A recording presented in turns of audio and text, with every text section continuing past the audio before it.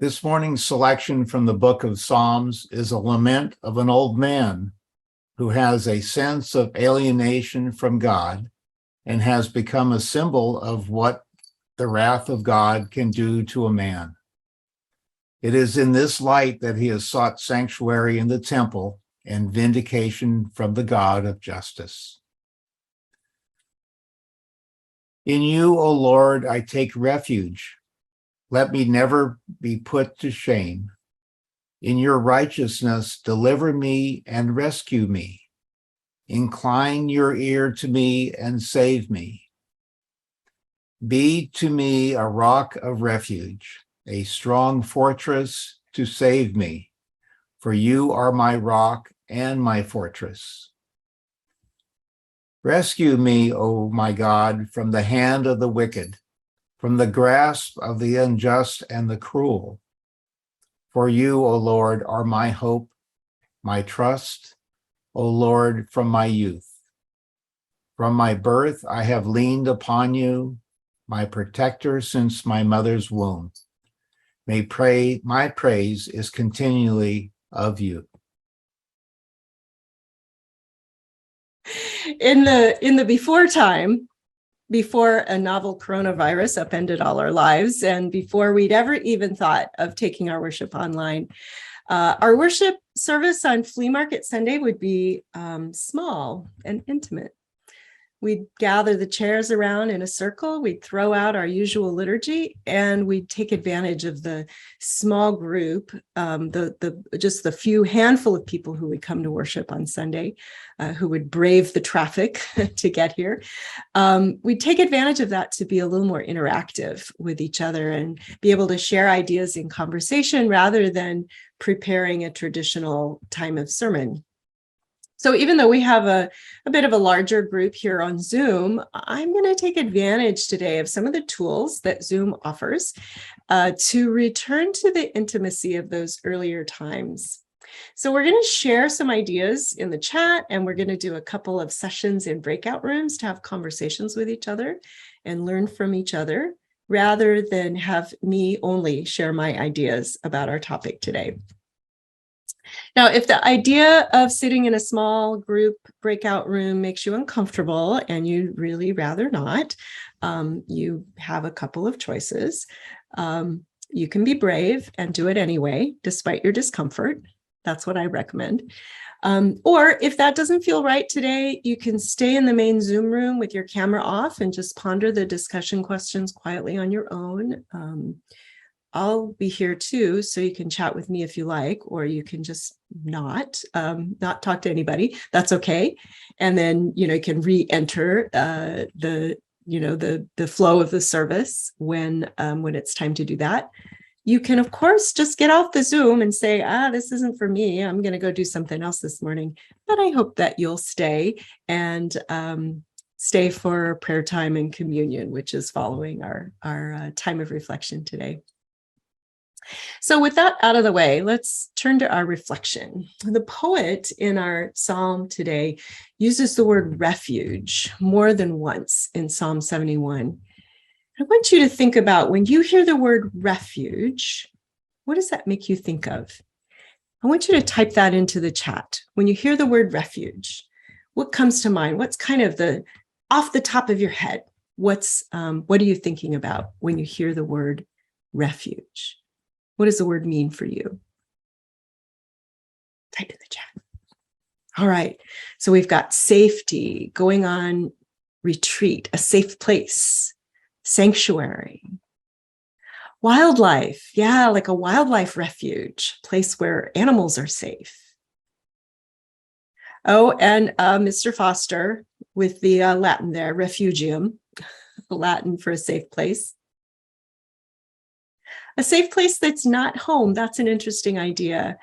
For some people, maybe home is a refuge, but maybe for some people, it's a different place.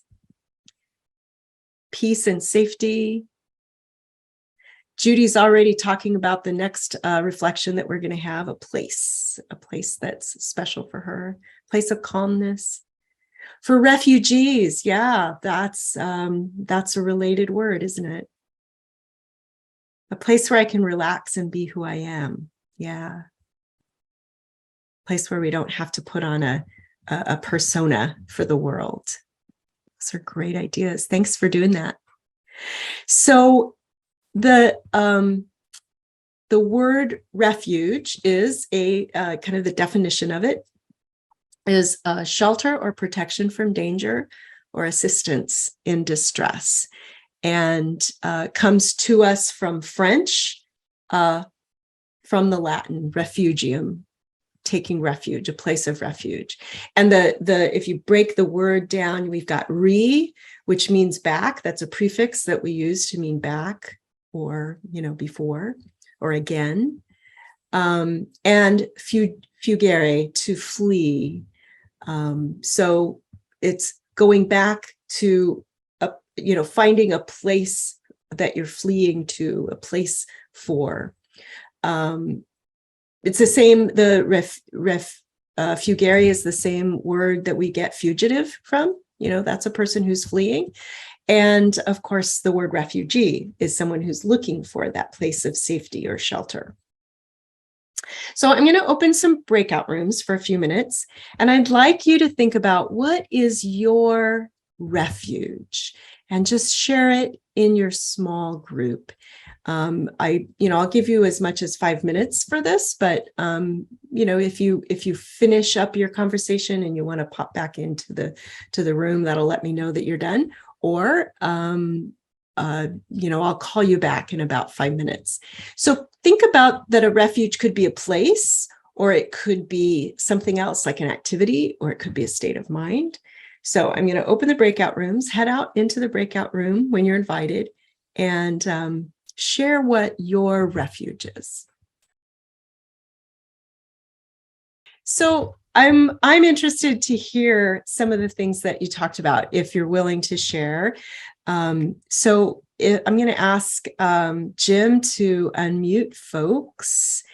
And if you'd like to share, if you could use the raise hand function, it's at the bottom. There's a little button that says reactions, and you can raise your hand, and that'll pop you to the top of my screen. Okay, not the thumbs up, but the raise hand. And I'll see that and unmute you, and you can share. There's Judy. Okay. All right, Judy, unmute yourself, and hopefully there we go. Third try. Well, we had a couple that a lot of people mentioned, and one was family. Yeah. Being with a group of people, and the other was nature. Yeah.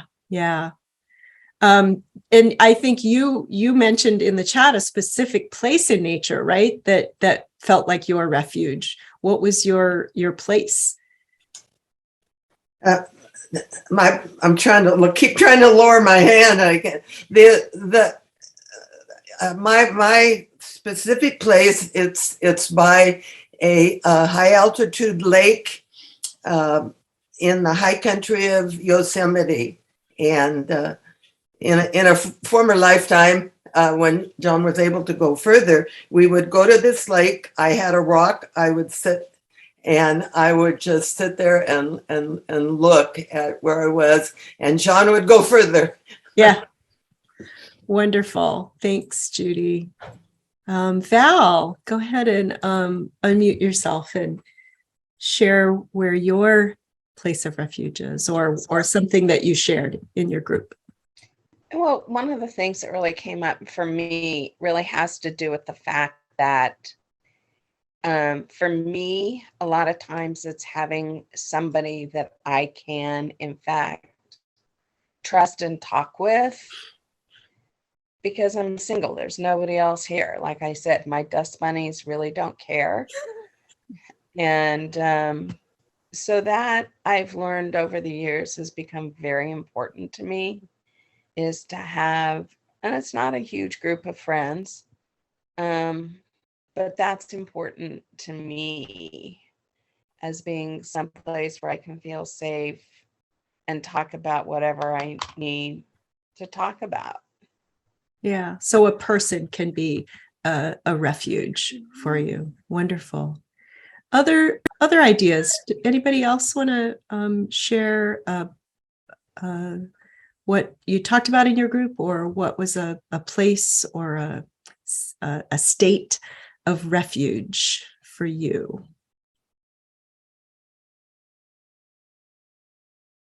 Anyone else? Okay. One of the things that I've been thinking about is, Julie. Okay. Go ahead, Julie. Go ahead and unmute yourself. My place of refuge, I love animals. So my place of refuge would be with my dog, who's my pretty much constant companion. And I know animals are they just listen to you and they love you unconditionally. So I would say walking at Coyote Hills with my dog would be definitely my refuge. Wonderful. Yeah, I think others of us who are pet lovers would agree with that our animals can be refuges for us. Okay, Sandra?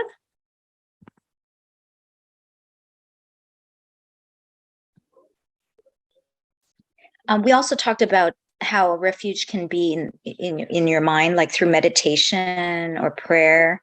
And so, if you can't go anywhere, you can still find refuge just within yourself, with God, through meditation and prayer. Great. Thank you. Anyone else? Yeah, kind of along those lines, when we were talking about this in Bible study this week, someone said that sometimes an activity can be a refuge, like sewing, or a hobby that we participate in, or maybe a sport that we play, or walking, or something like that. Okay. Cindy?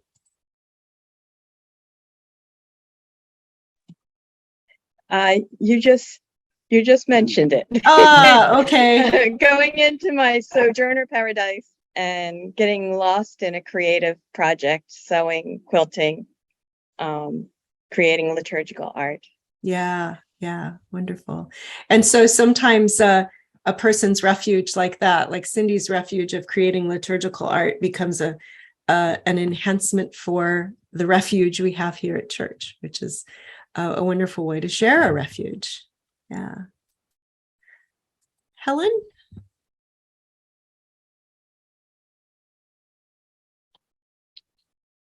In our group, a couple of things struck me. I shared what we had talked about at Bible study, where I felt that my grandmother was a place of refuge.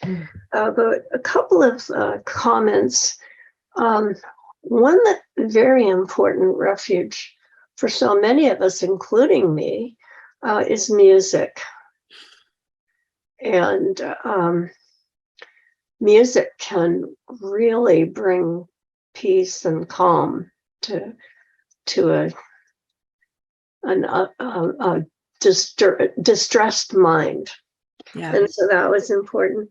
And then the other one was being unsure that there is a place of refuge, or what is that place of refuge, being unable at the moment to name that place of refuge. So those were two important considerations. Mm-hmm. So by that, you mean like if you don't know that you have a place of refuge, that's causes anxiety and suffering for a person, but that if you know that there's a refuge for you, wherever that is, that brings a sense of peace. Yeah. So we're starting to move into kind of our next area of conversation, which is this idea that, let's see, I'm going to go back to my notes here. The psalmist says that God is their refuge. And when I did a search through the New Revised Standard Translation of the Bible, the word refuge appears over 100 times. And it's most often used in this way, that as a description for God, that God is our refuge. So I'm going to scramble the groups, and in our next breakout group, I'd like you to share, if you can, if you're willing to, how God is a refuge for you, or perhaps how you connect with God or the divine or the spirit when you're in that place that you consider to be a refuge for you, whether that's an activity or an actual physical place or a state of mind. So let's connect the sacred with your refuge and share how God appears in that place. So I'm going to scramble the groups and open them back up. Well, just as we did last time, I want to take the opportunity to allow people to share if you're willing. If you'd like to, you can raise your hand. That way you pop to the top of my screen and I can see if you use that reaction button to raise your hand. Does anyone want to share about finding God as a refuge, or finding God in your refuge, or how you connect with the divine as part of being in refuge? Anybody want to share that? It's a little more personal to do in a big group. Randy. Okay, you're waving, Randy, but I saw you. Go ahead and unmute yourself. There you go. I really like the image of in the palm of God's hand. Yeah. I think there might be more than one prayer that says, put yourself in the palm of God's hand. And that is like the ultimate refuge right there. Yeah, those images, the Bible, especially the Hebrew Bible, is full of images like that of God in taking on different forms. Kind of, it really helps us imagine different ways to understand and connect with God. Yeah, Judy? Well, I didn't think of this when we were supposed to be thinking about it, but when I was a little girl, Randy talked about the palm of your hand. When I was a little girl, and still now, when I feel like I need the presence of the divine, my image is Jesus standing on the green background with his hands like this. In other words, come to me. My only church contact as a child was the Brethren Church with my grandma and grandpa, who had been missionaries in China, and practiced baptism by total immersion. Yeah. That's wonderful. We're actually going to sing Fairest Lord Jesus coming up here pretty soon. So that's a good connection with that. Sometimes an image of Jesus can be, or a song that we sang about Jesus can call us to that place of refuge. Yeah, Cindy, your hand's so dark, it's hard for me to see it.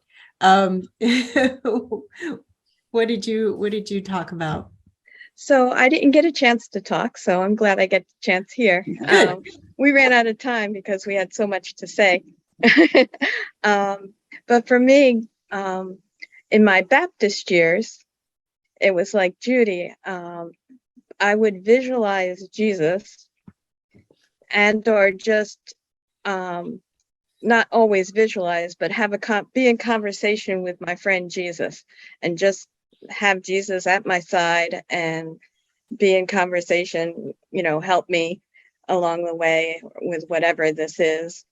But since I've been more involved with UCC and DOC, and also in the earlier years too, it's been more of the mystical oneness with God in all of creation and nature and in music, and those sort of that just God is, I'm one with God and all of love, and it's that flooding of joy and love and acceptance that happens when you're with someone who accepts you, or, in nature. And so it's that, I find that refuge just so, it brings me to bliss out of, the hardest of times. And there's just this reassurance that God's going to get me through,